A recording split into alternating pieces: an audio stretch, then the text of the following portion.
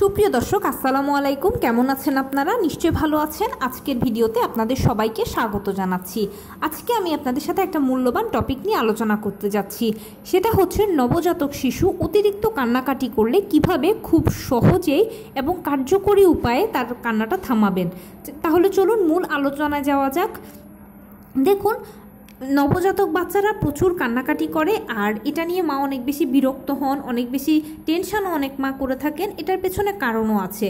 কারণ কি, মা সদ্য ডেলিভারি দিয়েছেন, সো মা এখন শারীরিক মানসিক দুভাবে অনেক বেশি দুর্বল।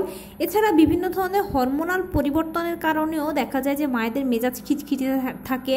এছাড়া মা হয়তো অনেক সময় নিতে পারছেন না, বা রাতের বেলা ঘুম কম হওয়ার কারণেও মায়ের শরীর অনেক খারাপ লাগে, তখন মা অনেক বেশি বিরক্ত হন। কিন্তু এই জায়গাটাকে আমরা যদি কিছু কৌশল অ্যাপ্লাই করি তাহলে দেখা যাবে যে মায়ের জন্য এটা সুবিধাজনক আর বাচ্চারাও আপনি ইজিলি কান্না থামাতে পারবেন।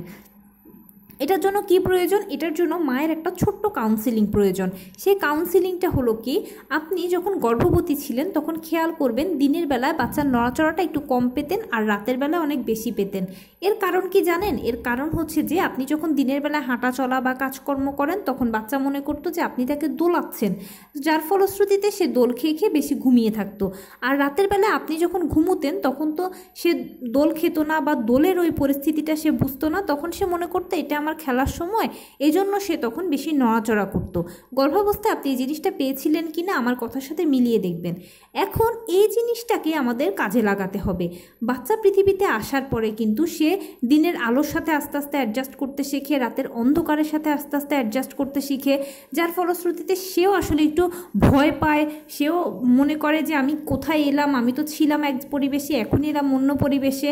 এজন্য মাকে কি করতে হবে, যখনই দেখবেন যে আপনার বাচ্চা কান্নাকাটি বেশি করছে তখন বাচ্চাকে বুকের সাথে একদম ভালোভাবে মিলিয়ে নেবেন। দুধ খাওয়ার সময় যেরকম বাচ্চা মিলে যায় আপনার বুকের সাথে, ঠিক সেরকম ভালোভাবে মিলিয়ে নিয়ে আস্তে আস্তে আস্তে আস্তে হাঁটবেন।